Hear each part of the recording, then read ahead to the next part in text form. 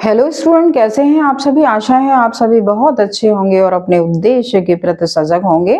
ऐसी ही मेरी कामना है। मेरी क्लास में आप सभी का एक बार फिर स्वागत है। आज मैं आप लोगों के लिए मात्रिक छंद लेकर आई हूँ कि मात्रिक छंद में कौन कौन से हमारे छंद आते हैं। तो मात्रिक छंद में सबसे पहले हमारा आता है अर्ध सममात्रिक छंद, दूसरा है सममात्रिक छंद और तीसरा है विषम मात्रिक छंद। तो आज हम अर्ध सममात्रिक छंद के विषय में जानेंगे कि अर्ध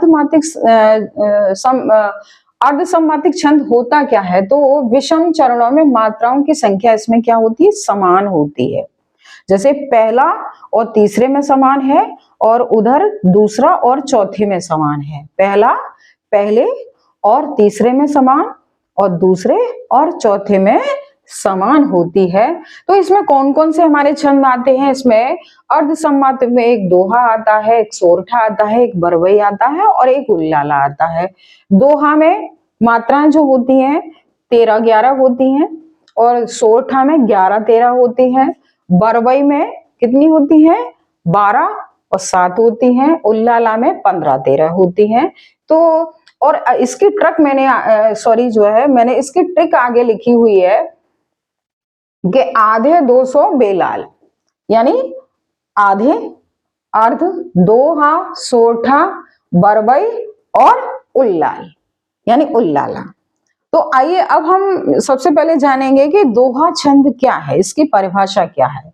तो यह एक अर्ध सममात्रिक छंद है। इसमें 4 चरण होते हैं। प्रथम एवं तृतीय चरण में यानी तीसरे चरण में 13-13 मात्राएं होती हैं तथा द्वितीय एवं चतुर्थ चरण में 11-11 मात्राएं होती हैं। पहले तीसरे के अंत में लघु होता है। तो पहला ये है, तीसरा ये है। पहले तीसरे के अंत में लघु होता है और अंत में यति आता है, ये तो आप जानते ही है। तो ये इसकी परिभाषा है। तो आपको देखिए यहाँ क्या याद रखना है, 2-13 हमेशा बच्चे कंफ्यूज हो जाते हैं। सोरठा और दोहा में दोहा को सोरठा लिख देते हैं और सोरठा को दोहा लिख देते हैं। ऐसा बिल्कुल नहीं होना चाहिए। दोहा से 2-13 याद कर लीजिए। 2 को 13 दिए, 2 को 13 दिए या 2 को 13 रुपए दिए। तो इस तरह से 2-13 आप याद कर लेंगे तो सोरठा अपने आप आपको याद हो जाएगा। चलिए आइए हम इसका उदाहरण शुरू करते हैं, उदाहरण बताते हैं आपको। तो देखिए, लसत मंजु मुन मंडली मध्य सिय रघुचंद ज्ञान सभा जनु तनु धरे भगत सच्चिदानंद।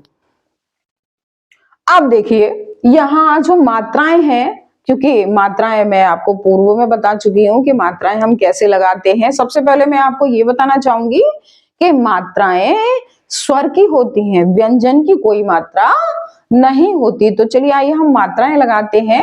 तो ला में किसकी ध्वनि है, आ की ध्वनि है, तो एक मात्रा हो गई। सा में आ की ध्वनि है तो एक मात्रा हो गई। त में आ की ध्वनि है तो एक मात्रा हो गई। और हमने आपको बताया था कि अनुस्वार की 2 मात्राएं होती हैं। तो अनुस्वार, यहाँ ये अनुस्वार है तो इसकी 2 मात्राएं हो गई। और हमारा जो ऊ होता है ह्रस्व स्वर, इसकी 1 मात्रा हो गई।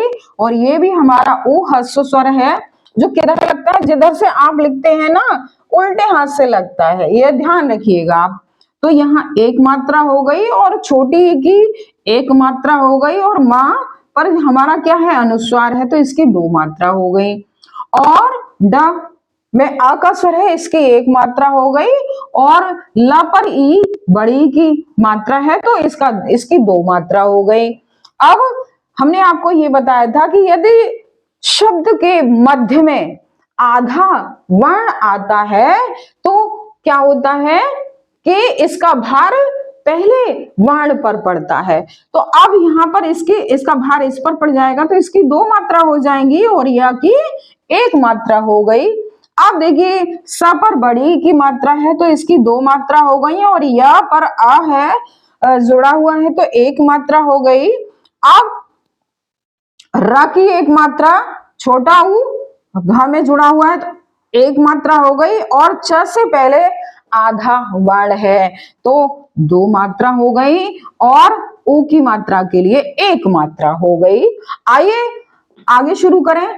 ज्ञान, इसमें क्या है, इसकी दो मात्रा हो गई और इसकी एक मात्रा भ पर आ जुड़ा है तो दो मात्रा, ज में एक मात्रा, न में एक मात्रा, त में एक मात्रा, न में एक मात्रा, ध में एक मात्रा और र बड़ी एक ही मात्रा है तो इसलिए यहाँ दो मात्रा हो गई। भ पर एक मात्रा, ग पर एक मात्रा, ती में छोटी ही जुड़ी हुई है तो एक मात्रा हो गई। स में एक, सॉरी सब, अब ये आधा चा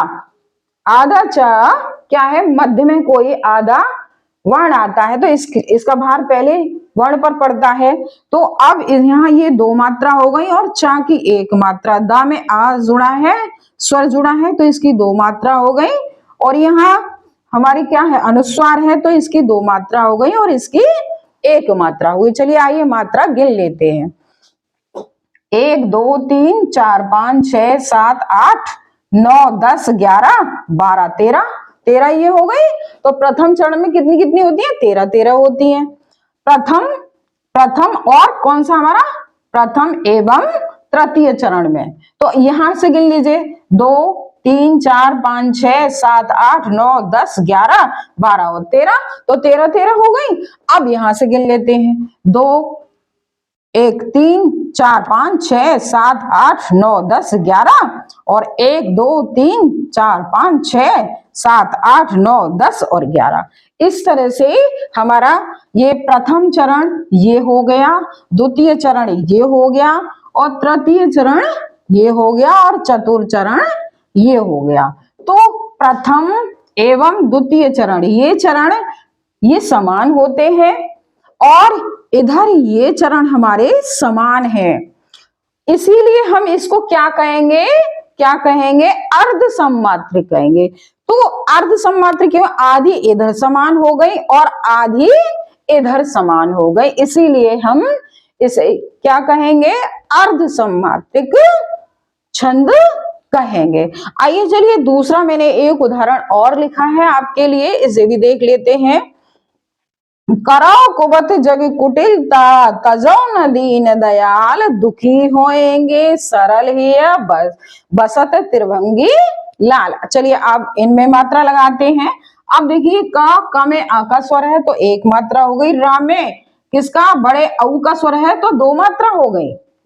अब क में ऊ का स्वर है एक मात्रा, बा में आ का स्वर है एक मात्रा, ता में आ का स्वर है एक मात्रा और ज में आ का स्वर है एक मात्रा, गा में आ का स्वर है एक मात्रा और कु में आ का स्वर है एक मात्रा, ता में ई यानी हस्व ई का स्वर है एक मात्रा, ल में आ का स्वर है एक मात्रा और ता में बड़ा आ का स्वर है तो दो मात्रा, ताजाऊ ता में एक मात्रा, ज में दो मात्रा, न में एक मात्रा, द में बड़ी का स्वर है दो मात्रा, न में एक मात्रा, द में एक मात्रा, य में आ का स्वर है दो मात्रा, ल में एक मात्रा।